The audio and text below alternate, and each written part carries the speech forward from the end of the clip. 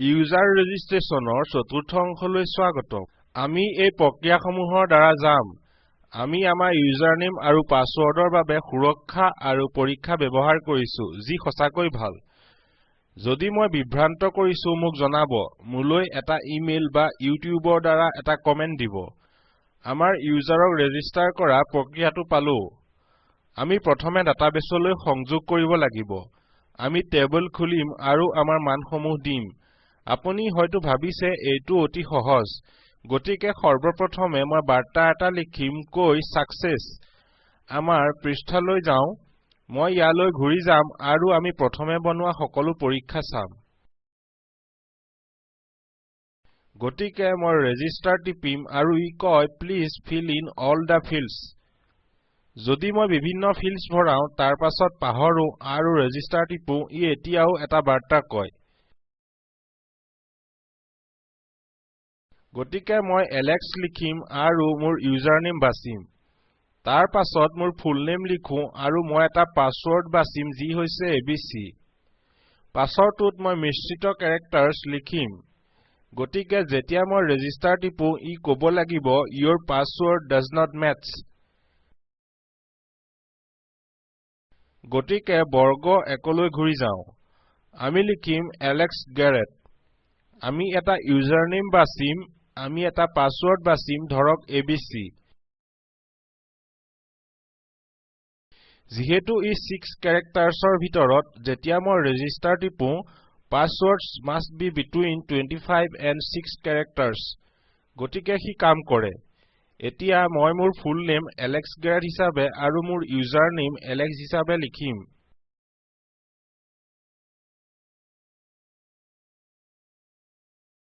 পাছৱৰ্ডটো এটা full length password হ'ব 6 কেৰেক্টাৰ্ছতকৈ অধিক মই ৰেজিষ্টাৰ টিপিম আপুনি দেখিছে length of the username or full name is too long গতিকে আপুনি যদি বিচাৰে এই পৰীক্ষাবোৰ লিখিব পাৰে মই ইয়াক আপোনালৈ এৰিম গতিকে এই মুহূৰ্তত আমি এটা সফল ফৰ্ম প্ৰমাণীকৰণ পালো এতিয়া আমি আমাৰ উপভোক্তা পঞ্জীয়ন কৰাৰে যাম এতিয়া এই ফৰ্ম প্ৰমাণীকৰণ ভাল নহয় প্ৰতিবাৰ আমি এটা এৰৰ পাওঁ এই ফিল্ডছ অন্তৰ্ধান হয় হিহত গল আৰু উপভোক্তাই পুনৰ লিখিব লাগে গতিকে মই কম আমি ইয়াত আমাৰ ফুল নেম ইউজাৰ নেম আৰু পাছৱৰ্ড ভেৰিয়েবলছ পালো এই পিএইচপি পৃষ্ঠাক নিজে বিবেচনা কৰি আমি ইয়াত এই html কোডত পিএইচপি অন্তৰ্ভুক্ত কৰিব পাৰো ফুল নেমৰ তলত মই কম ভেলু সমান এটা মান বক্সটোৰ ভিতৰত আৰু পিএইচপি টেগ এটা খুলিম ভিতৰত পিএইচপি টেগটো বন্ধ কৰক ইয়াত মই ইউজাৰ নেম বা ফুল নেম একো কৰিম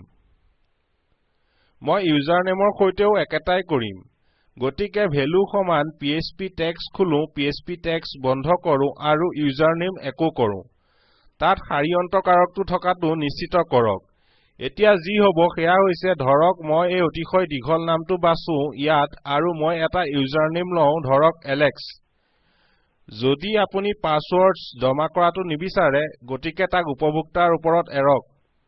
মই এটা অতি দীঘল ইউজাৰ নেম পালো আৰু ই এই এৰৰটো পুনৰ দিব লাগিব যেতিয়া মই ৰেজিষ্টাৰ টিপো এইবাৰ ই আমাৰ ফুল নেম আৰু ইউজাৰ নেম ৰাখে গতিকে ই এটা নিয়ম যদি আপুনি এটা এৰৰ পায় তেন্তে আপুনি আপোনাৰ user name full name password বা ফাৰ্ষ্ট নেম মিডল নেম সাৰনেম পুনৰ লিখিব লাগিব মই আপোনাৰ ইউজাৰ ফৰ্মত কিমান ফিল্ডছ আছে নাজানো আপোনাৰ নামটো বাৰে বাৰে লিখিবলৈ অশান্তিকৰ গতিকে ইয়াক ব্যৱহাৰ কৰি আপোনাৰ পিএইচপিয়ে পিএইচপি টেগছৰ ভিতৰত একো কৰে আপোনাৰ html ইনপুট টাইপৰ মানসমূহৰ ভিতৰত আৰু ই উপভোক্তালৈ অতি দৰকাৰী আৰু অতিশয় সুবিধাজনক হয় আৰু অতি উপভোক্তা সহায়ক ঠিক আছে অন্যথা একো সাকসেছ মই এতিয়ালৈকে এখন সফল ফৰ্ম দিয়া নাই গতিকে মই লিখিম এলেক্স গেৰেট আৰু মোৰ পাছৱৰ্ডটো 6 কেৰেক্টাৰতকৈ বেছি আৰু 25 কেৰেক্টাৰৰ ভিতৰত হ'ব ৰেজিষ্টাৰ টিপো এটা এৰৰ বাৰ্তা আহক চাওঁ আমি এৰৰ এটা ললো আৰু যদি পাছৱৰ্ডৰ ষ্ট্ৰিং লেন্থটো 25তকৈ ডাঙৰ হয় বা পাছৱৰ্ডৰ ষ্ট্ৰিং লেন্থটো 6তকৈ সৰু হয় একো পাছৱৰ্ড যথেষ্ট কিন্তু আমি একেটা সমস্যা পালো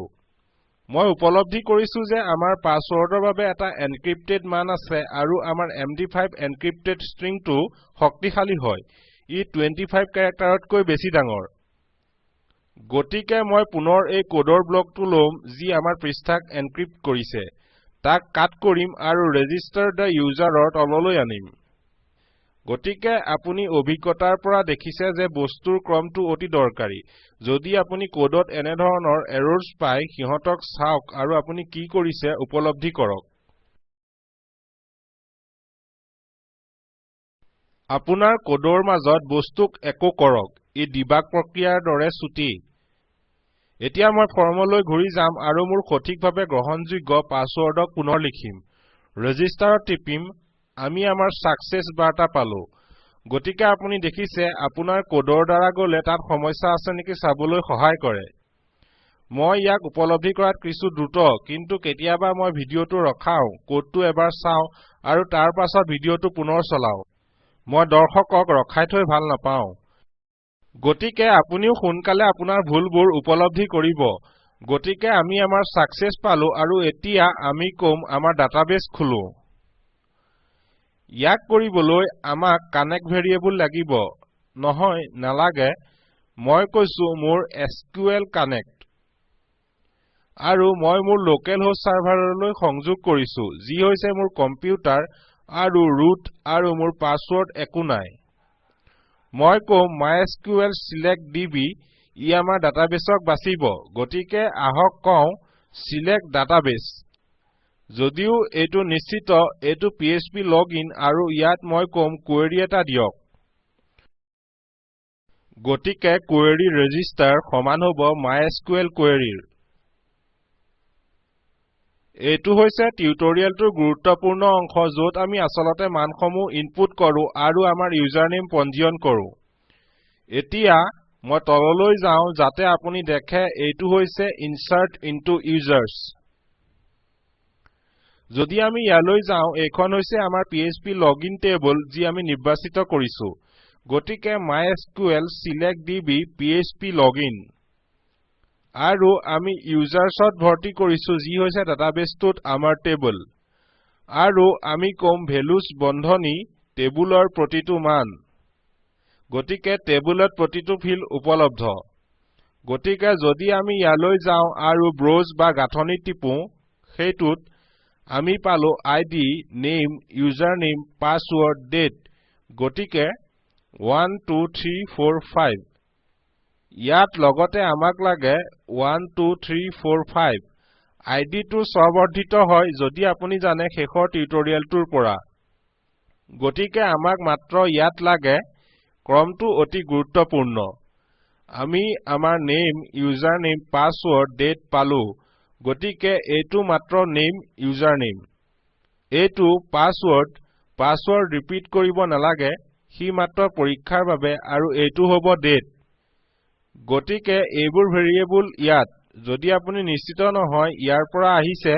য'ত আমাৰ ফুল নেম ইউজাৰনেম পাছৱৰ্ড আৰু ডেট আছে আহক ইয়াক ফুল নেমলৈ সলাও ঠিক আছে গতিকে ই কাম কৰিব ইয়াক কৰাৰ পাছত মই come you have been registered প্ৰকৃততে মই কৰিব লগাটো হৈছে come die you have been registered return to login page ইয়াক এটা সংযোগ হিচাপে থওঁ আমাৰ ইনডেক্স পৃষ্ঠালৈ য'ত উপভোক্তাই লগইন কৰিব পাৰে আপুনি দেখিছে ই কেনেকৈ 1 ছেকেণ্ডত কাৰ্যকৰী কৰে আৰু এইটো হৈছে মোৰ আগৰ পৃষ্ঠাটো ধৰক Alex Garrett ইউজাৰনেম Alex আৰু ইয়াক পাছৱৰ্ড হিচাপে বাছি লৈ You have been registered return to login page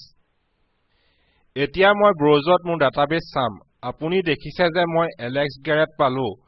মোৰ ID হৈছে 3 মোৰ ইউজাৰনেম হৈছে Alex